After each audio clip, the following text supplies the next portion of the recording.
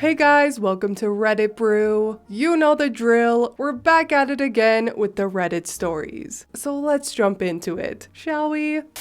My brother-in-law disrespects my wife and son, gets scared, and cries to his parents when I correct him. So, my brother-in-law to this day still lives with my in-laws. He's in his early 30s. From what my wife's told me, and I've seen enough evidence to affirm her statements, they've spoiled him rotten his entire life. He's adopted, of the fair complexion as opposed to my wife and in-laws' melanin-rich tones. So, she suspects some odd fantasizing on their part that I won't really get into, but could definitely see them participating in. He could burn water, he's that inept, eats nothing but crap food, is horrendously overweight, doesn't have a job, and actively refuses to get one unless you're doing all the legwork for him. He gets to go out to the Disney and Universal parks all day and throws a tantrum anytime he's asked to do any kind of chores, to name a few issues I have with him. He's also super creepy towards my kids, and given a history that's not really mine to explain, but you can guess, that's grounds enough for me to not want him within a mile of my family. He still demands their respect because I'm an adult and your uncle, so you have to respect me. But I have to put up with him because I try not to rock the boat as much as possible. My wife's relationship with her parents is rocky enough as it is. A real-life Cinderella story. We got married in mid-2015, and her parents invited themselves to our place on base housing to come see our new home. Of course, they bring EMC, entitled man-child, with them. This EMC has already been stuffing his face with what little snack foods we've got in the house. Didn't ask to my recollection because we're family, and families share what they have when family visits. Or some such tripe my mother-in-law said. Not too long after, he starts berating and bullying my 10-year-old son. A grown man bullying a barely double-digit aged child by name-calling. I'm still new to this step-parent slash new husband role and don't want to overstep. So I let my wife start to handle this. She asks him to stop as it's upsetting our son. He does for a little bit, but goes right back at it a few minutes later. Once again, my wife asks him to knock it off and that this behavior won't be tolerated in our home. And he starts having another of his ungodly tantrums. As soon as, "Well, Mom says," comes out of his mouth, I put my foot down, both literally and figuratively.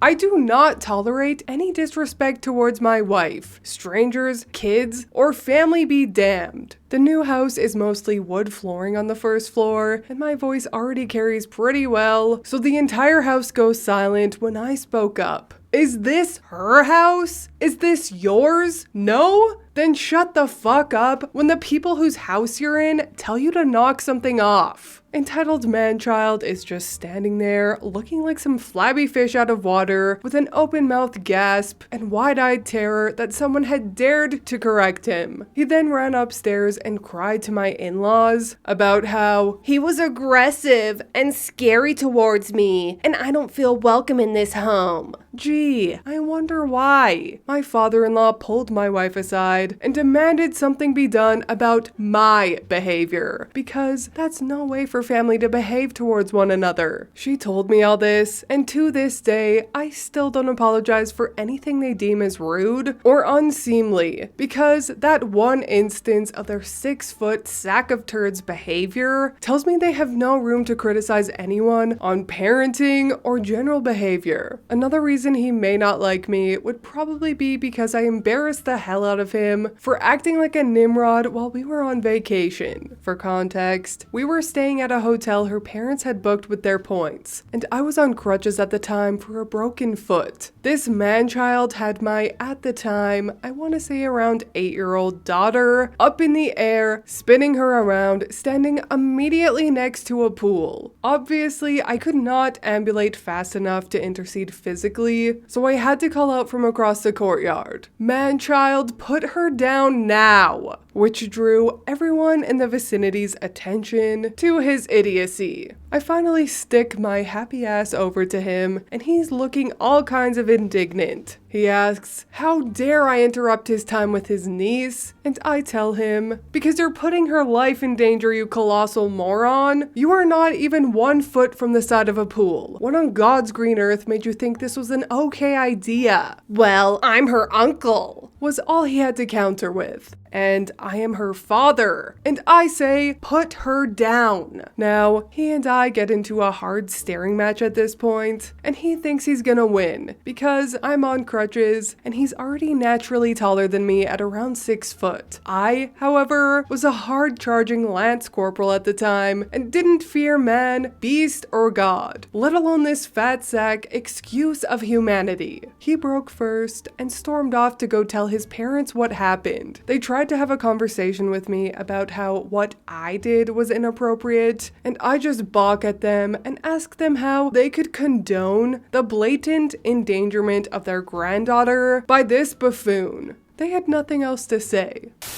Great googly moogly. This was literally my face the entire time I read this story. Brother-in-law man-child sounds like a classic creepo neckbeard that calls women milady. And just by how OP describes this guy, this is personally somebody that I would not want around my children. OP needs to have a serious talk with his wife about going no contact with these useless and potentially dangerous people.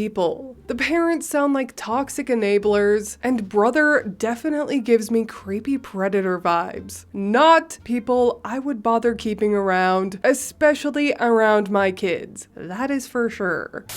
Entitled cousin demands his dying mother rewrite her will so he gets his fair share, after living rent-free in the home for over 4 decades. Never posted before, but I had to share the story of my white trash cousin. We will call him Chad. His picture would be next to entitled in the dictionary. All 400 plus pounds of him. He found out that his mother had stage 4 throat cancer, and there was nothing the doctors could do to help her at that point. So, naturally his response was to get angry when she asked his youngest sibling to come take care of her during her final days. His father had a stroke years ago, karma got him, and this sibling would be given the house after their mother died to be able to continue caring for their dad. Chad was furious that the house wasn't going to be sold and he wouldn't get his fair share from the sale. To lay some background, Chad was over 45 years old, never lived outside his parents' home, expected his mother to cook, clean, do his laundry, etc., without paying a single dime toward rent, utilities, etc. He spent the money he earned on whatever he wanted, usually food, hence his huge size. When he found out that his mother wasn't going to change her will and was going to give the house and everything in it to the youngest sibling, he threatened to burn the house down after barricading the exits from outside so that no one could get out. He thought he had the police in his town in his back pocket, but when my mom heard the threat, she got his mom to record what was said. When it was played for the police department, they had no clue who Chad was, and promised if anything like that happened at the address given, he would be their first arrest. To show how ungrateful this cousin was, he went out and got dinner for the family at a fast food place, and then stood over his mom in her hospice bed with his hand out until she paid him back for dinner, most of which he ate, since his father eats hardly anything, and his mother was fed through a tube in her stomach because she couldn't swallow anymore. When she died, it took way too long for his siblings to get him out of the house, but he finally left and found his own place. Here is where the karma came to bite him. Kinda. He was working somewhere that they would direct cars where to go, and the poor older man in the car he was motioning hit the gas instead of the brake and slammed Chad into the parked car behind him, messing up his legs from the knees down. A few months later, he was back at the hospital because his diabetes was out of control and he hadn't taken care of his legs like he should have. They almost had to amputate them at the knees, but the doctors were good at their jobs and saved his legs, unfortunately. Now, he got a huge settlement from where he worked and can afford to have his whims catered to still. Yes, I know I'm mean about wanting him to lose his legs, but he needs to know what his mother felt, the helplessness she experienced in her final days, while he sat in his room watching porn. He was a horrible brother to his youngest sibling and a terrible cousin, so he deserves to suffer for his give me what I want because I want it now attitude. I am completely no contact with him and his oldest brother, because they are scum. The fact the other siblings turned out to be productive and wonderful humans is due to their wonderful mother's love and teaching. I miss her every day. She was like a second mom to me.